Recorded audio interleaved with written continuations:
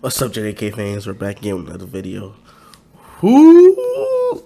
Yo, Gege is cooking right now. This is insane. What the hell, y'all? I'm looking at these spoilers right now, and Gege is cooking. Anyway, I'm not gonna waste much time. Let's get into this. First, the chapter starts with Ichiji asking Gojo about the prison realm, and then Gojo basically says that the time lapse kind of feels like the same as when one is really busy with work. A week feels hella short, but also so long that you don't want to go over it again. And that's me this senior year in my school. Like I'm in high school, and there are some weeks that just go by so slow. But then again, they go by fast, and then when Friday or Saturday reaches, you're like, nah, I don't want to go through it again. And I feel Gojo was playing on that one. I'm not gonna lie to you guys, I feel Gojo was playing on that one. I really do. But then again, I wouldn't put it past Gojo to be somebody that just counts by second, just to know how many days actually went by. But first thing I want to say is that this is gonna be a heavy info filled chapter. That's what it's looking like right now. Heavy info filled. Then next, we get a scene where Gojo asks about he was at the place where curses started, which is Shibuya. And then Gojo asks about the people affected by his unlimited void during Shibuya. Ichiji says they're all recovered. Gojo reaches the top of the building and says, let's get started with Utahime and Grandpa. And one thing I'm going to say is that this is the difference between Gojo and Sukuna. We both know that they can be the most heartless people on both sides, literally. But Gojo still has a sliver, just a tiny bit of humanity left inside of him to care about the people that let's be honest, if Gojo really wanted to, he could have eliminated probably all the curses at that point in time. But like he said, more is just gonna come. So I kind of understand it, but at the same time, I mean, that's just a bit sliver of humanity from Gojo that Gege is just letting us know that he's not too far gone. And then we get some scenes, some switches to Sukuna and Urahime. Not Urahime, Uraume. Damn, I get their names mixed up sometimes. Tells him that even though the fight is meant to happen today, they don't know about the time or the place. But then Sukuna says there's no need to decide. There's no need for no time, no place, because he senses a strong course order from a building afar, which is basically Gojo freaking Satoru. It's about to happen, y'all. We've been bruh. This was set up since chapter 1, and I can't actually believe it's actually about to happen. This is crazy. It's the battle of the strongest from both sides, I'm telling you. Look. Oh my jeez. We get a scene where Sukuna's energy rages, and then and then you can see from the Jujutsu High students, you can see the sweat beating in their face just in feeling his energy. That's Sukuna for you, bruh. This is insane. There's nothing you can tell me. This is insane. We then get to a scene where Gakuganji tells Gojo that he killed Yaga. And I talked about that in my last review. I'm like, there has to be some consequences for Gakuganji that Gojo's not gonna let that man slide like that. But somehow, apparently he did. He says it's okay. And then Gojo says he doesn't mind, and more of it's his fault since he got sealed, and higher-ups made Grandpa comply. He says it's my fault that I got sealed. I don't feel like blaming you, which is really interesting. I'm surprised, but then again, it's Gojo, so I kind of expected it. Panda is listening while Gojo asks Grandpa about Yaga's final words. Grandpa says Yaga revealed how to create cursed corpses, so Gojo comments, seems like you changed, Grandpa, because he didn't report it to the superiors. And then the next page reveals that all the higher-ups were killed. With the bubble of Gojo saying to Gakuganji that if Grandpa becomes the leader, things will be better at least. I think this is what Gojo is saying he has something to take care of. I think he literally just killed all the higher-ups.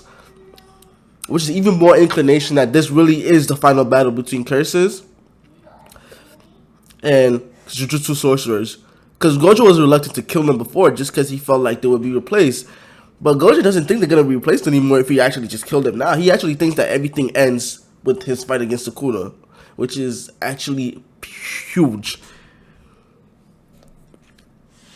We then get a scene where Gojo leaves after his little talk with Grandpa, and Ichiji asks Gojo why he wants help from him when, and then Gojo was like, so Gojo says, "You really don't get it. You are the one I trust the most," which is actually pretty interesting because that lets you know that Gojo really doesn't value power as strong. I think he's already learned from his mistakes with Geto, so he trusts Ichiji because he knows Ichiji isn't gonna go off the rails and do something stupid or not, or just be reliable. He knows that Ichiji is gonna be reliable, so I guess that's a cute little tidbit right there. Lets you know that Gojo is still human, y'all. He ain't gone cuckoo yet.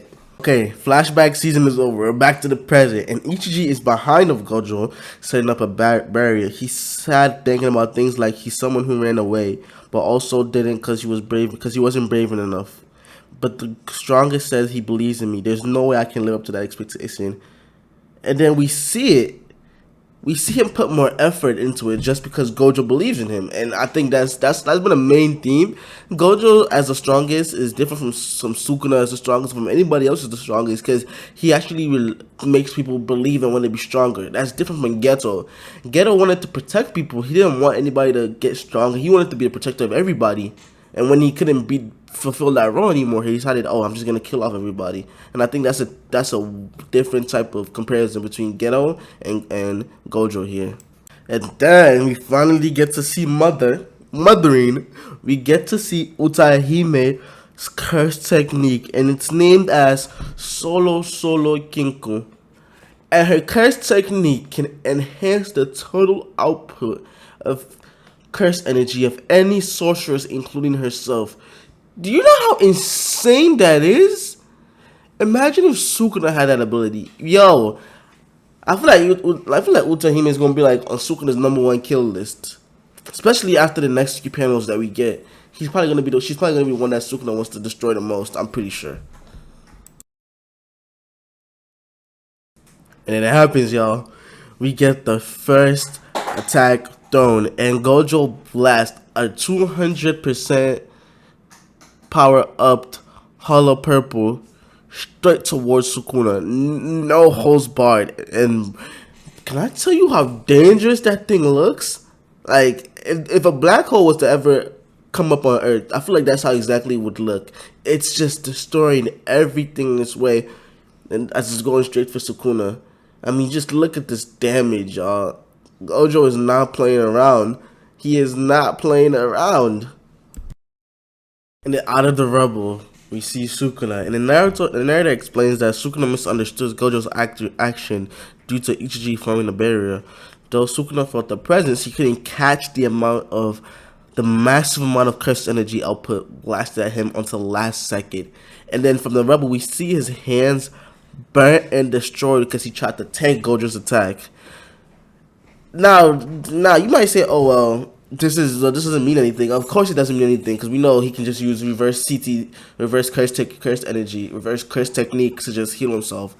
But for an attack to damage Sukuna to that extent lets you know that both Gojo and Sukuna are not playing around. This is it, y'all. It's done deal. This is where it all happens. I'm telling you, it's ain't no jokes around no more. And then we get this bad man.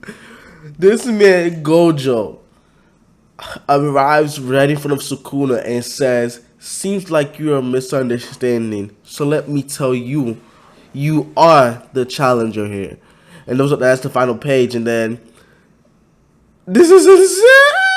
Oh my god, yo. Then Sukuna's obviously pissed off. But I actually think Gojo's right here. Like, Sukuna's era is already over. This is Gojo's era.